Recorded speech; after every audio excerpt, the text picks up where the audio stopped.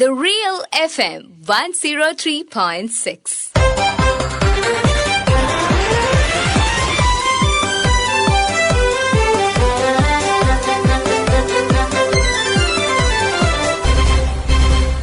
ശ്രദ്ധ. ഇന്നലെ വൈകിട്ട് 3 മണിയോടെ ഇന്ത്യയുടെ ബഹിരാകാശ യാത്രികൻ ശുഭാംശു ശുക്ലയുടെയും സംഘത്തിൻ്റെയും യാത്രയ്ക്ക് ശുഭപര്യവസാനമായി. 18 ദിവസത്തെ യാത്രയ്ക്ക് ശേഷം ഡ്രാഗൺ പേടകത്തിൽ സംഘം കാലിഫോർണിയയിൽ സുരക്ഷിതമായി തിരിച്ചിറങ്ങി.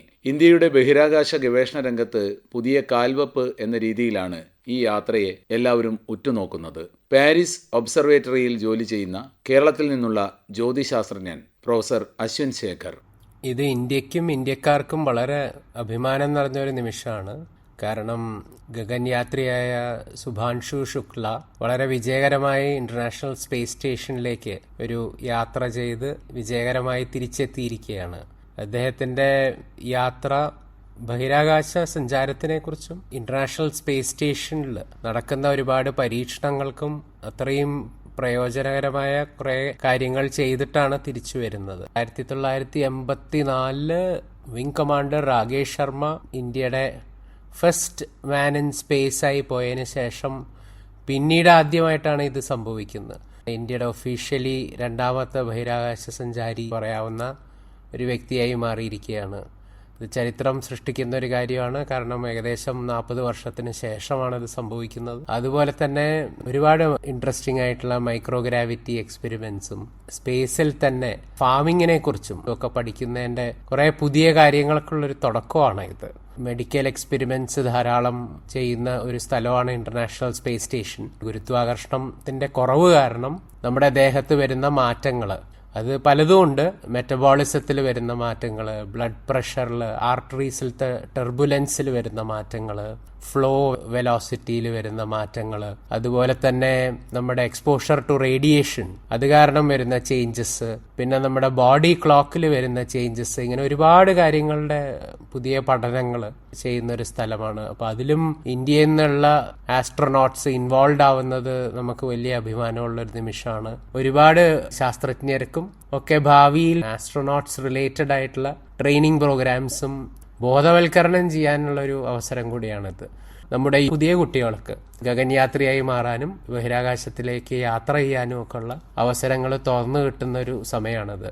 വലിയ താമസമില്ലാതെ ഇന്ത്യയുടേതായ ഒരു സ്പേസ് സ്റ്റേഷൻ ഉണ്ടാവുമെന്നാണ് പലവരും ഓൾറെഡി പറയുന്നത്. അതിന്റെ ഒരുപാട് പ്ലാനിങ് ഫേസിലാണ് ഇപ്പൊ നമ്മൾ നിൽക്കുന്നത്. അതുകൊണ്ട് ഭാവിയിൽ ഇന്ത്യക്കാരിൽ നിന്ന് ഒരുപാട് പേർക്ക് ആസ്ട്രോനോട്ട്സ് ആവാനും ഗഗൻയാത്രീസ് ആവാനും ഉള്ളൊരു അവസരമാണ് മുന്നിലുള്ളത്. ഇന്ത്യക്ക് അഭിമാനമുള്ള സമയമെന്നുള്ളത് മാത്രമല്ല, പുതിയ ഒരുപാട് പേർക്ക് പുതിയ തൊഴിലവസരങ്ങളും ഒക്കെ വരുന്ന ഒരു മേഖലയും കൂടിയാണ്. കാരണം സ്പേസ് സ്റ്റേഷൻ ഉണ്ടാവുമ്പോൾ അതായി റിലേറ്റഡ് ആയ ഒരുപാട് ഗവേഷണം ചെയ്യാനും അതിനെക്കുറിച്ച് പഠിക്കാനും അതിന്റെ സപ്പോർട്ട് സിസ്റ്റം ലോജിസ്റ്റിക്സിനൊക്കെ ആയി ഒരുപാട് പേരെ ആവശ്യമാണ്. ഒരുപാട് എഞ്ചിനീയേഴ്സിനും സയന്റിസ്റ്റിനും സ്റ്റുഡൻസിനും ഒക്കെ ഗുണമുള്ള ഒരു കാര്യമാണത്. ശുഭാംശു ശുക്ലയുടെ യാത്ര ഒരു നാഴികക്കല്ല് എന്നുള്ളത് ഒരു ഭാഗത്ത് ഉണ്ട്. അതിനൊപ്പം തന്നെ ഇനി പോകാൻ പോകുന്ന ഗഗൻയാത്രീസിന്റെ ടീം, നമ്മുടെ തന്നെ ഗഗൻയാൻ മിഷനിൽ ഭാവിയിൽ കേരളത്തിൽ നിന്ന് ഉള്ള പ്രശാന്ത് ബാലകൃഷ്ണനെ പോലെയുള്ള ആളുകളാണ് ഈ ഗഗൻയാൻ ടീമിലത്തെ പ്രധാനപ്പെട്ട ലീഡറായി മാറാൻ പോകുന്നത്. ഭാവിയിൽ ഒരു ബഹിരാകാശ യാത്രയായി സ്പേസിൽ പോകുമ്പോൾ ഏതൊരു മലയാളിക്കും ഏതൊരു പാലക്കാടനും ഒക്കെ വളരെയധികം അഭിമാനവും സന്തോഷവും കിട്ടുന്ന നിമിഷങ്ങളാണ്. ഏകദേശം 2 വർഷം മുമ്പെയാണ് വിംഗ് കമാൻഡർ രാകേഷ് ശർമ്മ അദ്ദേഹത്തിന്റെ കൂനൂറിലത്തെ വീട്ടിലേക്ക് എന്നെ ക്ഷണിക്കുകയുണ്ടായി. അപ്പൊ അദ്ദേഹം പറഞ്ഞ ചില കാര്യങ്ങൾ എന്റെ മനസ്സിൽ ഇപ്പോഴും ശക്തമായി നിലനിൽക്കുന്നുണ്ട്. അപ്പൊ അതില് ഒരു പറഞ്ഞ കാര്യം, നമ്മള് സ്പേസിൽ പോകുമ്പോൾ ബോർഡേഴ്സ് ആൻഡ് ബൗണ്ടറീസ് ഒന്നും ഇല്ല എന്നുള്ളതാണ് അദ്ദേഹം അത്രയും ശക്തമായി പറഞ്ഞത്. അതായത് നമ്മള് ഒരു റോക്കറ്റില് മുകളിലേക്ക് പോകുമ്പോൾ മൊത്തം ഭൂമിക്ക് ഒരു അഡ്രസ്സേ ഉള്ളൂ, നമ്മുടെ മദർ എർത്ത് എന്നുള്ള അഡ്രസ്സേ ഉള്ളൂ. അല്ലാതെ ഡിഫറെന്റ് രാജ്യങ്ങൾ, different borders, different boundaries, different flags ഇതൊന്നും അവിടുന്ന് താഴേക്ക് നോക്കുമ്പോൾ കാണില്ല എന്നുള്ളത് പറയുണ്ടായി. അതുപോലെ തന്നെ തോന്നുന്ന ഒരു സ്റ്റേറ്റ്മെന്റ് ഇപ്രാവശ്യം ശുഭാംശു ശുക്ലയും പറയണ്ടായി.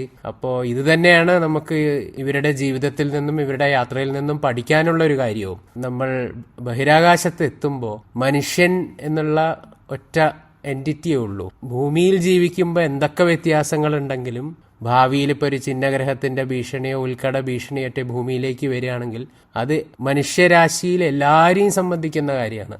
അതുകൊണ്ട് തന്നെ കൂട്ടായ്മയോടുകൂടി പ്രവർത്തിക്കേണ്ട ഒരു മേഖലയാണ് ജ്യോതിശാസ്ത്രവും ബഹിരാകാശ സഞ്ചാരവും ഒക്കെ. International collaboration and international cooperation കൂടി പ്രവർത്തിക്കുന്ന ഒരു മേഖല എന്നുള്ള നിലയിലും ഇത് വളരെ ഒരു യുണീക്ക് ഏരിയ ഓഫ് റിസർച്ചാണ്, യുണീക്ക് ഏരിയ ഓഫ് വർക്കാണ്. നിരവധി പഠനങ്ങളിലൂടെയും പരീക്ഷണങ്ങളിലൂടെയുമാണ് ഈ സംഘം ബഹിരാകാശത്ത് കടന്നുപോയത്.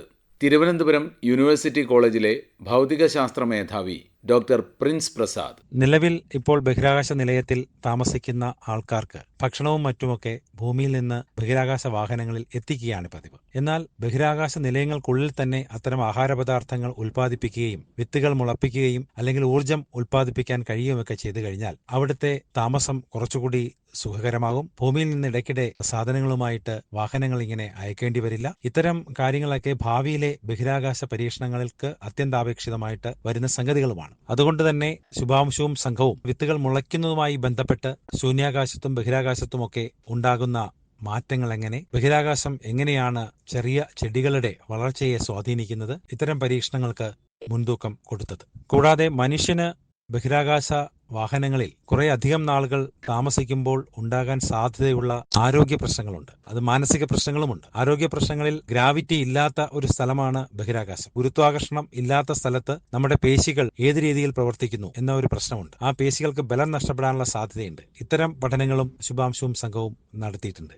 മനുഷ്യൻ ഒരുപാട് കാലം ബഹിരാകാശത്ത് താമസിക്കുകയാണെങ്കിൽ ആരോഗ്യപരമായിട്ട് അവന് നിലനിൽക്കാൻ ആവശ്യമായ ഒരു മുന്നൊരുക്കങ്ങൾ ചെയ്യേണ്ടതുണ്ട്. അപ്പൊ അതിനാൽ തന്നെ ഈ മാംസപേശികളുടെ ബലക്ഷയം നല്ല രീതിയിൽ പഠിക്കേണ്ടതുണ്ട്. അത്തരം പരീക്ഷണങ്ങളും ശുഭാംശുവും സംഘവും നടത്തിയിട്ടുണ്ട്. കൂടാതെ കമ്പ്യൂട്ടറിന്റെ മോണിറ്ററുകളും മറ്റുമൊക്കെ ബഹിരാകാശത്ത് കൃത്യമായി പ്രവർത്തിക്കേണ്ടതുണ്ട്. റേഡിയേഷനുകളുടെ പ്രഭാവം വളരെ കൂടുതലുള്ള സ്ഥലമാണ് ബഹിരാകാശം. ഈ റേഡിയേഷനുകളുടെയും ചാർജുള്ള കണങ്ങളുടെയൊക്കെ പ്രസൻസിൽ എങ്ങനെയാണ് ഈ കമ്പ്യൂട്ടറിന്റെ സ്ക്രീനുകൾ പ്രവർത്തിക്കുക, അത്തരം പഠനങ്ങളും ശുഭാംശുവും കൂട്ടരും ചെയ്തിട്ടുണ്ട്. ഗഗൻയാൻ പദ്ധതിയിലേക്ക് ഉറ്റുനോക്കുന്ന ഇന്ത്യക്ക് ശുഭാംശുവിന്റെ ഈ ബഹിരാകാശ യാത്ര നല്ല ഒരു മുതൽക്കൂട്ടായി മാറുക തന്നെ ചെയ്യും. ഗഗൻയാൻ യാത്രയിൽ ഒരു യാത്രികനായിട്ട് നിശ്ചയിച്ചിരിക്കുന്ന ആളുകൂടിയാണ് ശുഭാംശു. അപ്പോൾ ഒരു യഥാർത്ഥ ഇന്ത്യയുടെ ബഹിരാകാശ വാഹന ദൗത്യത്തിന്റെ അല്ലെങ്കിൽ ബഹിരാകാശ നിലയ ദൗത്യത്തിന്റെ മുൻപ് തന്നെ നമുക്ക് ഒരു യഥാർത്ഥ ബഹിരാകാശ യാത്രയുടെ അനുഭവം ഉള്ള ഒരു ശാസ്ത്രജ്ഞനെ കൂടി ഗഗൻയാൻ ദൗത്യത്തിലേക്ക് ലഭിക്കുകയാണ്. അത് തീർച്ചയായിട്ടും ഇന്ത്യയുടെ ഗഗൻയാൻ ദൗത്യത്തെ നല്ല രീതിയിൽ സ്വാധീനിക്കും.